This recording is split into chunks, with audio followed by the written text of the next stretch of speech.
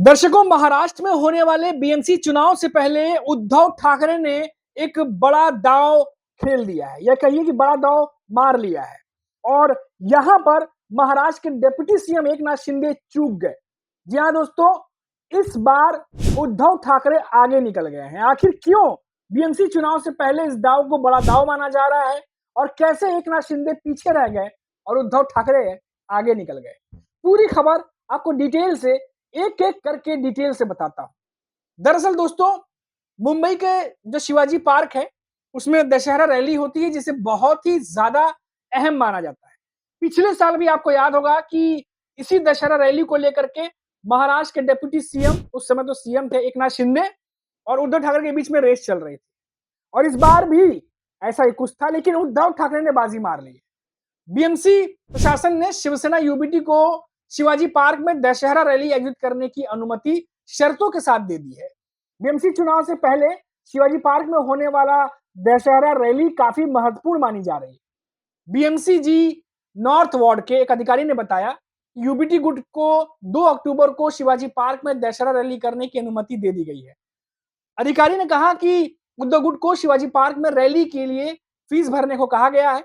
राजनीतिक हलकों में चर्चा है कि इस दौरान उद्धव के साथ इस बार मनसे प्रमुख राज ठाकरे भी शिवाजी पार्क में मंच साझा कर सकते हैं, और इसीलिए कहा जा रहा है दोस्तों कि इस बार शिवाजी पार्क का नजारा दशहरा रैली में अलग हो सकता है।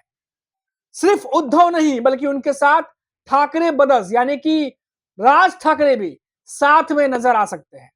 बीएमसी अधिकारी ने बताया कि शिवसेना यूबीटी ने बीएमसी में आवेदन किया था, उसके बाद कई फॉलोअप लेटर दिए गए। इसके बाद बुधवार को बीएमसी के जी नॉर्थ वार्ड के शर्तों के साथ रैली को अनुमति दे दी। बता दें कि उप मुख्यमंत्री एकनाथ शिंदे की शिवसेना ने शिवाजी पार्क पर रैली करने के लिए आवेदन नहीं दिया था, और अधिकारी ने कहा कि अनुमति देने की शर्तों में ध्वनि प्रदूषण जैसे न्यायालय द्वारा दिए गए सभी दिशा निर्देशों का पालन करना अनिवार्य होगा। ये सब तमाम बातें जो है उसमें इंक्लूड होंगी। शिवसेना में विभाजन के बाद तत्कालीन मुख्यमंत्री डिप्टी सीएम, माफ कीजिएगा, एकनाथ शिंदे की नेतृत्व वाली शिवसेना ने भी उस समय 2022 की बात कर रहा हूं कि शिवाजी पार्क में रैली के लिए अनुमति के लिए आवेदन दिया था। साथ ही यूबीटी ने भी शिवाजी पार्क के लिए आवेदन दिया था। अनुमति को लेकर दोनों दलों में विवाद का मामला जो है मुंबई हाईकोर्ट तक पहुंच गया था। 2022 की बात है दोस्तों। तब हाईकोर्ट ने शिवसेना यूबीटी को शिवाजी पार्क में रैली करने की अनुमति दी थी। उसके बाद शिंदे के नेतृत्व वाली शिवसेना ने बांद्रा कुर्ला कॉम्प्लेक्स में रैली की थी। वर्ष 2023 में शिंदे सेना की दशहरा रैली आजाद मैदान में हुई थी और 2024 में बीकेसी में हुई थी। सबकी इस बात पर नजर रहती है कि इस बार शिवाजी पार्क में दशहरा रैली की अनुमति किसे मिलती है। अब दोस्तों, इसी बात को लेकर के अब ये मामला और भी ज्यादा बढ़ता चला जा रहा है, क्योंकि शिवाजी पार्क में होने वाला दशहरा रैली कई मायनों से अहम होता है। न सिर्फ त्योहार के उससे बात कर रहे हैं, बल्कि राजनीतिक दृष्टिकोण से भी बहुत बड़ी चीज होती है। शिवाजी पार्क में बहुत बड़ा ग्राउंड है, वहां पर बहुत भारी मात्रा में जनता इकट्ठा होती है, चाहे कार्यकर्ता हो, भारी मात्रा में इकट्ठा हो सकते हैं। आपको याद होगा दोस्तों, लोकसभा चुनाव, महाराष्ट्र में जब लोकसभा चुनाव हुए थे, तो उस दौरान भी चुनावों के दौरान इसी शिवाजी पार्क मैदान में लेकर के कितनी गुत्थम गुत्थी चली थी महायुति और महाविकास अघाड़ी के बीच। और आपको ये भी याद होगा कि जब प्रधानमंत्री नरेंद्र मोदी मुंबई पहुंचे थे अपने चुनावी कैंपेन के जरिए, तो आखिरी जो कैंपेन था, जहां पर देवेंद्र फडणवीस, एकनाथ शिंदे, अजीत पवार, राज ठाकरे भी, जहां खबर आई थी कि बिना शर्त समर्थन दे रहे, और प्रधानमंत्री नरेंद्र मोदी, ये सारे नेता शिवाजी पार्क में इकट्ठा हुए थे, जहां पर संबोधन हुआ था। एक एक करके सारे नेताओं ने संबोधन दिया था।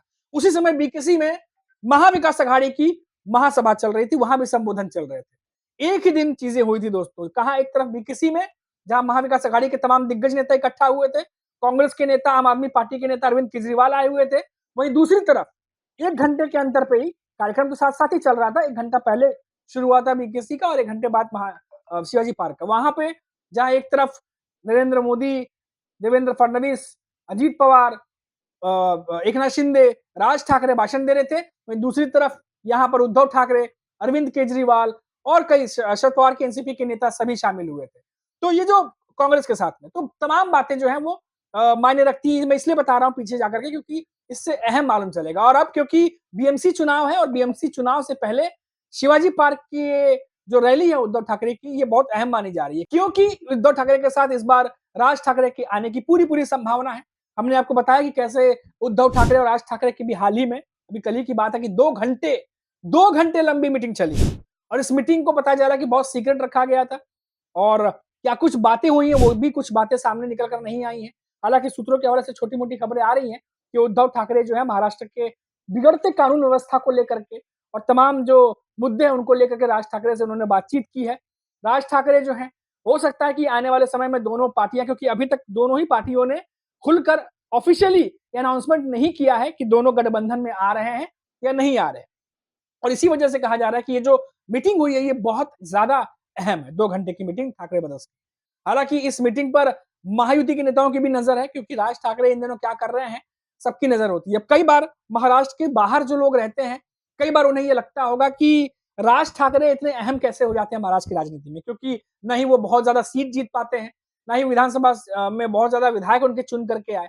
फिर राज ठाकरे जो है वो क्यों महायुति और महाविकास अघाड़ी की जो एक तरीके से सियासत है, वो राज ठाकरे के इर्द-गिर्द थोड़ी घूमती हुई दिखाई देती है, क्यों ऐसा होता है? अब दोस्तों देखिए, महाराष्ट्र में मुंबई और मुंबई के आसपास के जो इलाके हैं, खास तौर से अगर हम बीएमसी चुनाव की बात करें, तो जो मराठी वोटर्स हैं, उनको प्रभावित करते हैं राज ठाकरे। और आपको पता ही है कि 2-3% भी अगर इधर-उधर हो गए, तो फिर पूरा मुकाबला घूम जाता है। लोकसभा चुनाव में आपने देखा पॉइंट कुछ परसेंट 3% ही घूमे थे और पूरा मामला ही घूम गया। महाविकास अघाड़ी बम्पर सीट से आगे और 48 में से 40-42 सीट पाने वाली महायुति 17 सीटों पर सिमट के रह गई। तो ये पूरा समीकरण है दोस्तों और इसीलिए राज ठाकरे बार-बार मराठी अस्मिता की बात करते हैं।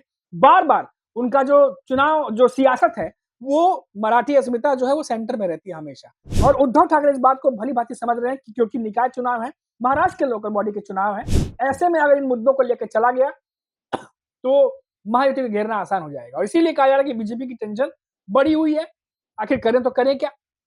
अब क्या बीजेपी अपना वर्चस्व बढ़ाने के लिए सहयोगियों के गढ़ में घुसेगी कि कैसे भी करके सीटें ज़्यादा लाई जाए?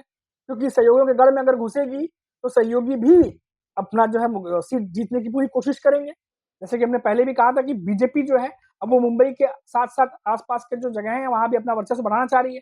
आस-पास में बढ़ाएँगे तो कुछ अजित पवार की एनसीपी के इलाके होंगे, पुणे और पुणे के आस-पास के कुछ इलाके या फिर ठाणे और ठाणे के आस-पास के इलाके जहाँ एकनाथ शिंदे का गढ़ कहा जाता है, एकनाथ शिंदे वहाँ से चुन करके आते हैं।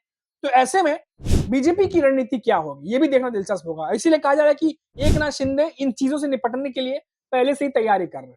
क्योंकि हो सकता है कि उन्हें इस बात का अंदाज़ा हो, क्योंकि 2024 विधानसभा चुनाव के बाद एकनाथ शिंदे को बहुत कुछ देखना पड़ा है। इसीलिए इस बात का उन्हें अंदाज़ा हो कि चीज़ें हो सकती हैं और शायद यही वजह है कि एक के बाद एक उनके जो बड़ी खबरें हैं वो निकल के सामने आ रही है कि कभी संगठन में बदलाव कर रहे हैं, कभी वो नियुक्त कर रहे हैं पदाधिकारियों को, अलग-अलग विधानसभा जो सीटें हैं वहाँ पर जो पार्षद हैं उनको लेकर के खबर आ रही है। कभी कुछ, कई लेवल पर वो बदलाव कर रहे हैं, चेंजेस कर रहे हैं। तो क्या ये तैयारी, जैसा कि हमने पहले भी कहा था कि सिर्फ महाविकास अघाड़ी के लिए है या फिर देवेंद्र फडणवीस ने जो बात कही थी, आपको याद दिला दें दोस्तों कि फ्रेंडली फाइट हो सकता है। तो फ्रेंडली फाइट की तैयारी भी एकनाथ शिंदे कर रहे हैं, क्या पता बीजेपी से भी मुकाबला करना पड़ जाए कुछ सीटों पर। तो ये तमाम चीज़ें जो है लगातार बढ़ती जा रही हैं। फिलहाल जो बड़ी खबर थी वो मैंने आपको बता दी कि किस तरीके से दशहरा रैली को लेकर के उद्धव ठाकरे ने बाजी मारी है और उनकी जो रैली है वो इस समय होने वाली है और राज ठाकरे अगर आते हैं यहाँ पर, ये रैली बहुत बड़ी बन जाएगी, बड़े लेवल पे बन जाएगी। देखिए इतना ही, आप देखते रहिए 4 पीएम महाराष्ट्र। नमस्कार।